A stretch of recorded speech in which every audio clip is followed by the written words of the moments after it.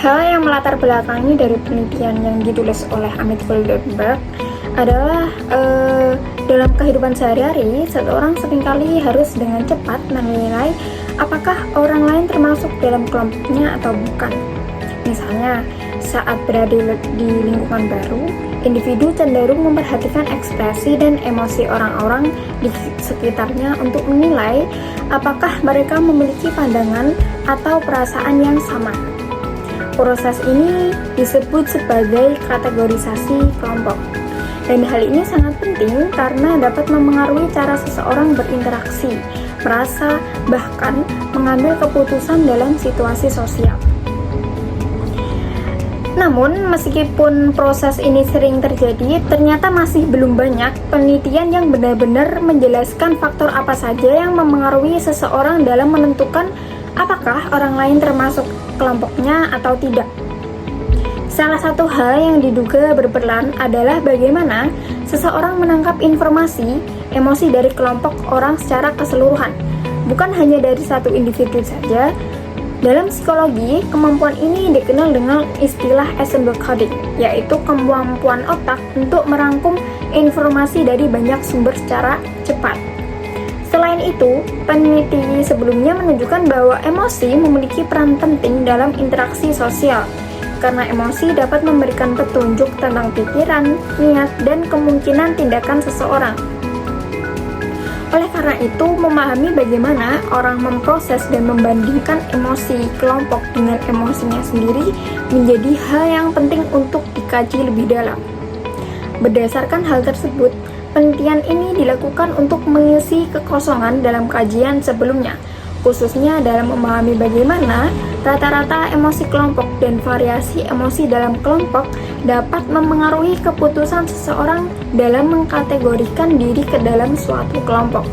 Dengan kata lain, penelitian ini ingin mengetahui ketika melihat sekelompok orang dengan berbagai ekspresi emosi, bagaimana seseorang memutuskan ini kelompok saya atau bukan kelompok saya.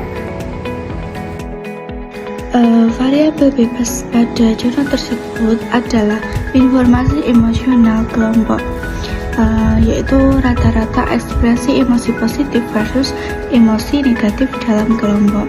Variabel terikatnya yaitu keputusan partisipan dalam mengkategorisasikan diri atau memilih sebuah kelompok, in-group versus out-group.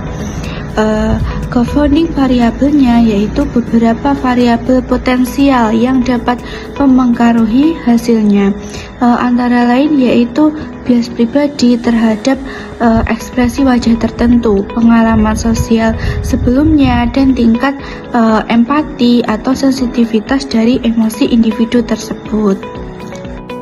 Partisipan dalam jurnal tersebut itu adalah individu dewasa. Jadi umumnya itu partisipannya adalah mahasiswa.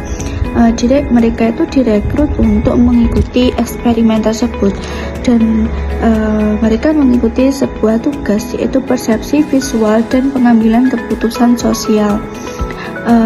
Desain penelitian yang digunakan menggunakan metode eksperimen, desainnya within subject design.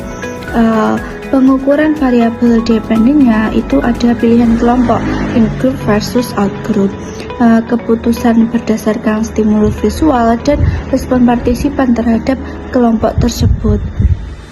Prosedur eksperimennya yang pertama yaitu partisipan akan melihat wajah dari kelompok tersebut, kemudian ekspresi emosinya itu akan bervariasi, ada positif, netral maupun negatif, dan mereka tidak menilai satu persatu dari wajahnya.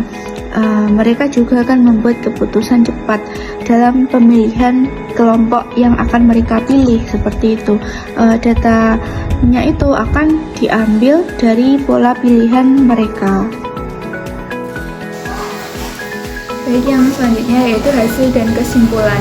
Berdasarkan penelitian yang telah dilakukan oleh peneliti, menunjukkan bahwa partisipan secara konsisten menggunakan informasi emosional rata-rata dari suatu kelompok atau ensemble coding dalam mengambil keputusan sosial. Individu itu lebih cenderung memilih atau mengategorikan diri ke dalam kelompok yang memiliki ekspresi emosional yang secara keseluruhan lebih positif. Nah, kemudian temuan ini juga memperlihatkan bahwa penilaian terhadap kelompok itu tidak dilakukan dengan menganalisis setiap individu, tetapi berdasarkan kesan umum yang terbentuk secara cepat. Nah, jadi kesimpulan dari penelitian ini yaitu keputusan sosial kita itu lebih banyak dipengaruhi oleh penilaian cepat terhadap keseluruhan kelompok. Jadi bukan detail tiap orang, tetapi lebih ke gambaran besar yang langsung ditangkap oleh otak kita. Selanjutnya yaitu kelebihan dari penelitian ini.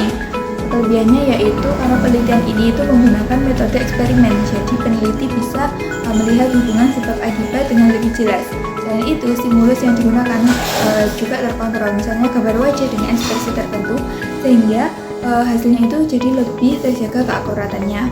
Hal menarik lainnya yaitu penelitian ini menggabungkan dua hal penting, yaitu cara kita memproses informasi visual atau ensemble coding dan bagaimana kita bersikap dalam kelompok sosial. Jadi pembahasannya lebih lengkap dan saling terhubung. Nah, kemudian kekurangan dari penelitian ini yaitu karena partisipannya itu hanya mahasiswa, sehingga hasilnya itu belum tentu bisa mewakili semua orang secara umum.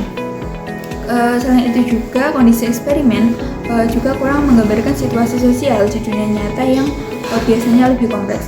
Jadi terasa seperti buatan gitu. Ada juga kemungkinan bias dari masing-masing individu, misalnya karena preferensi terhadap ekspresi wajah tertentu yang tidak bisa sepenuhnya dikontrol. Kemudian ada juga faktor lain seperti kepribadian atau pengalaman sosial peserta yang tidak diperhitungkan secara mendalam. Padahal itu juga bisa mempengaruhi hasil penelitian.